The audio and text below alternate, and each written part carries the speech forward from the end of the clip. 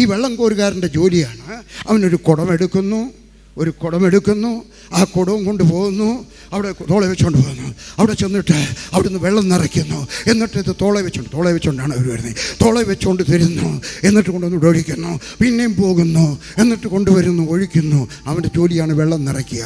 അതിഥികൾ വന്നാൽ അവരുടെ കാല് കഴുകുന്നത് അവൻ്റെ ജോലിയാണ്. പുറജാതിയുടെ ജോലി. ഈ മനുഷ്യൻ ആരാണ്? അവനൊരു പുറജാതിയെ പോലാണ്. അവന് അകത്തെങ്ങും വരാനൊക്കത്തില്ല. അവൻ ഏറ്റവും താഴ്ന്ന നിലവാരത്തിലുള്ള വേലക്കാരനാണ്. ഇനിയും പറയുന്നത് കേട്ടാട്ടെ. എന്നാൽ അവൻ്റെ ചില ഗുണങ്ങൾ എഴുതിയെടുക്കാം. Number 1, he had a time table. അവനൊരു സമയപ്പട്ടിക ഉണ്ടായിരുന്നു. അതാ യേശു പറഞ്ഞേ, നിങ്ങൾ ഗ്രാമത്തിലോട്ട് കയറുന്ന സമയത്ത് അവൻ ഇങ്ങോട്ട് വരുമായിരിക്കും. 10 മിനിറ്റ് താമസിച്ചു പോയാൽ ആൾ പോയി. 10 മിനിറ്റ് മുമ്പേ ചെന്ന് കഴിഞ്ഞാൽ ആൾ വരത്തില്ല. വേറെ ആരുടെയെങ്കിലും പുറകിലായിരിക്കാൻ പോകുന്നത്. നിങ്ങൾക്കൊരു ടൈം ടേബിൾ ഉണ്ടായിരിക്കട്ടെ. ആരാധന 10 മണിക്കാണെങ്കിൽ 10 മണിക്ക് നിങ്ങൾ ആരാധനയ്ക്ക് ചെല്ലണം. പലരും അങ്ങനെയല്ല, പാസ്റ്റർ പോലും വരുന്ന 10:30. പിന്നെ എങ്ങനെ ചിലർ പറയുന്നത് ഇങ്ങനെയാണ്, ദൈവനാമത്തിന് മഹത്വം ഉണ്ടാകട്ടെ, നാളത്തെ ആരാധന കൃത്യം 9 മണിക്ക് തുടങ്ങും.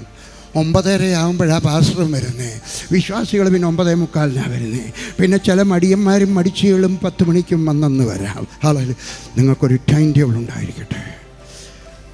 എൻ്റെ മീറ്റിങ്ങിന് ആരെങ്കിലും, ഞാൻ ജോൺ ഓസ്റ്റിൻ്റെ മീറ്റിംഗ് നടത്തിയപ്പോൾ വന്നവരാരെങ്കിലും ഉണ്ടോ ഇവിടെ കാണാം? ആരുമില്ല. 90,000 പേര് വന്ന മീറ്റിംഗ്. 6 മണിക്ക് മീറ്റിംഗ് തുടങ്ങുമെന്ന് പറഞ്ഞാൽ 6 മണിക്ക് തുടങ്ങി.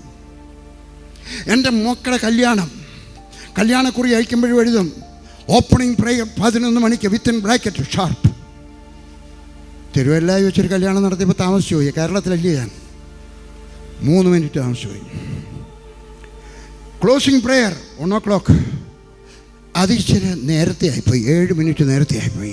മീറ്റിംഗ് കഴിഞ്ഞപ്പോൾ അച്ഛൻ കുഞ്ഞാലെന്തോരം വന്ന് എൻ്റെ കൈക്ക് ഒരു ദിവദാസനാണ്, എൻ്റെ കൈക്ക് പിടിച്ചുകൊണ്ട് പറഞ്ഞു, അങ്ങളെ ആദ്യമായിട്ട് ആ പെന്തിക്കോസുകാരുടെ കൂട്ടത്തിൽ സമയത്തിന് കല്യാണം തുടങ്ങി മുമ്പേ നിർത്തിയത് പറഞ്ഞ് അദ്ദേഹം പറയുകയാണ്, എൻ്റെ കല്യാണത്തിന് പോലും വന്നിരുന്നവരെല്ലാവരും ശപിച്ചു. ഡയബറ്റിക്കുകാർ ശപിച്ചു, കൊച്ചു പിള്ളേർ ശപിച്ചു. കാരണം വരുന്നവർക്കെല്ലാവർക്കും സമയം കൊടുക്കണം.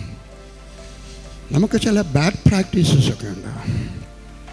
ഞാൻ പ്രസംഗിക്കത്തില്ല, എന്നെ പ്രസംഗിക്കാൻ വിളിച്ചെടുത്ത് പ്രസംഗിക്കാല്ല. 2 വാക്ക് പറഞ്ഞാട്ടെ. ഞാൻ അങ്ങോട്ട് ചെന്നിട്ട് 2 വാക്ക് ഞാനങ്ങ് പോകും. 2 വാക്ക് പറയാനാണ് പറഞ്ഞു. ഞാൻ 2 വാക്കെന്ന് പറഞ്ഞ് വിശ്വസിക്കാം.